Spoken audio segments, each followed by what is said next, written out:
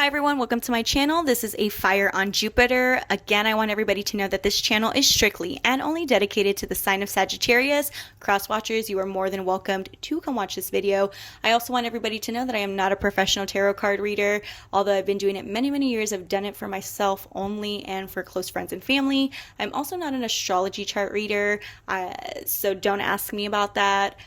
I also do cuss in my videos, so if you're not into that kind of language, I apologize in advance, and you might want to go watch tarot cards somewhere else. But I will try to be as respectful as possible. So yeah, so let me tell you why the reading is already set, why I didn't shuffle in front of you guys, in front of the camera. Well, I did this reading about 2 months ago, and prior to that, like maybe a couple weeks before that, I also did the reading, and the same cards came out. When I was at work today, I just had this idea or this feeling that I need to share this message that I received when I was asking the spirit guides whether I needed to cut all communication and all ideas of wanting to make amends with family members I had to cut out of my life and a past lover that I've been dwelling on for quite some time. You know, I was in a long-term relationship for 7 years, and you know, since our breakup, I moved on for the most part, but there's always that sense of like you want legit closure, you want to make amends, and it's something that's kind of always been in the back of my head, and I don't know how you guys feel about that, like if you guys were going through that or currently going through that. But anybody who's going through the roller coaster of emotions of whether they need to reach out to ex-friends, ex-lovers, or ex-family members, this message is for you, okay? So I'm going to hold up the cards to the camera so that way you can look at them first before I go into explaining. And I don't have a real setup on how I am going to do the readings yet. I'll eventually have a better way of doing it like the other tarot card readers. But yeah, so bear with me, guys. And I promise I'll get better quality.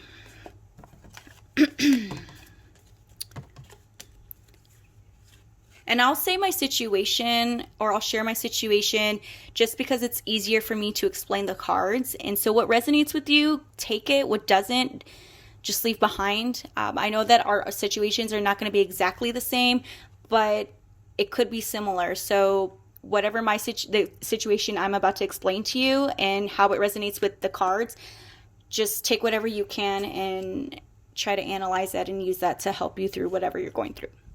So anyways, so here is the Nine of Wands in reverse. Usually upright, it's a negative card. Usually when it's upright, it means that we are up all night crying, stressed out, feeling hopeless, that we feel like we're never going to get a break, right? Oh my God, I'm sorry. Up here, or the next card up here is the Queen of Wands, and that is us, guys. Yeah, and these two cards together is honestly really great. The next card is the Six of Swords. I need better lighting so it doesn't look so glary and blurry. The next card is the Empress in reverse. The next is Queen of Pentacles. And the last is the Sun. So, hold on. Immediately, these two cards, or these two energies, was something that I resonated with, were the energies that I am dealing with, right? So anybody who's dealing with like earth signs, air signs, and even fire signs, this more likely will resonate. If these are not the signs you are dealing with, keep in mind, it doesn't have to be these signs.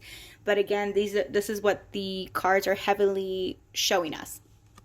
All right, so I have these three cards, and I don't really know why I read it this way, but this is how I read it. This is how the energy felt the strongest to start with. So the Empress is in reverse, right? So all these flowers, all these vines, all these leaves are not growing the way it should be under the sun. Like this. Right? And although this character looks like she's offering, she's not. She's actually holding on to the coin, she's holding on to the vine, and she's holding on to the pear. The Sun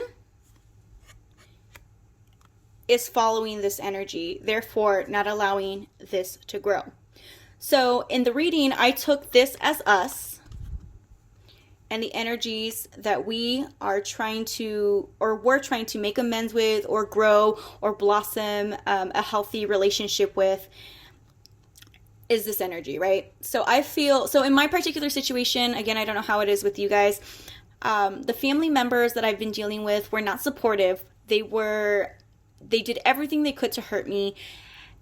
And they just, honestly, like, it got to a point where, like, I had to cut them out of my lives, and it sucked, and I cried, and I'm still, you know, I'm sometimes I do tell myself it was for the better, and I'll get through it. And, you know, sometimes family are just people that you have to cut out, you know, sometimes family's not really family.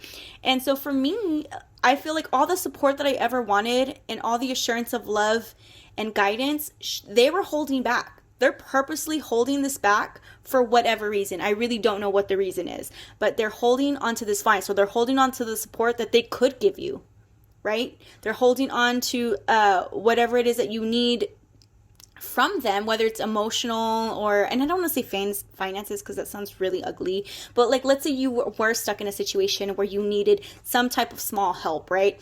These energies are literally not wanting you to grow. They're not wanting you to thrive. They don't want to help you. They don't want to help you get here. They want you here. Okay? Then these 3 cards came out. Oh, sorry. Look at that person. Look at us, the wands. Ooh, sorry, the wands. And that. So when I asked the guides, you know, should I or should we forget the idea of making amends with them or reaching out to them, or even having the idea and hope, just having the hope that they would talk to us? And if you really look, although this character looks really sad in the balloon, the wind is drifting away from those energies. The wind is pushing this character into this character, right? And see, look, there's like, through all that darkness, through all that stress, all those obstacles, all that pain, there is light. And we are holding the wand. We are holding the flower that they would not give us, right? And look how this person, this small little sad person, transforms into this person. And guess what, guys? We're not upright. We are not crying. We are not suffering. We are not feeling a sense of loss and hope, and we're not grieving. We are now in a place and in a space that we honestly are healthier. We are better. We're in a better mindset. We are determined to get out of this mindset. We're right here.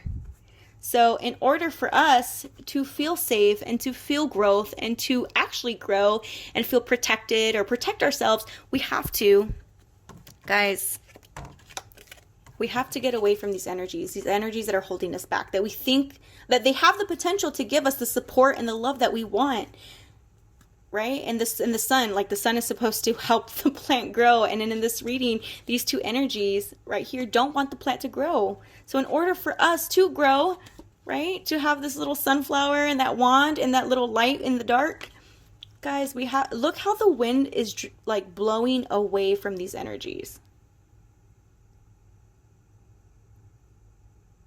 Look.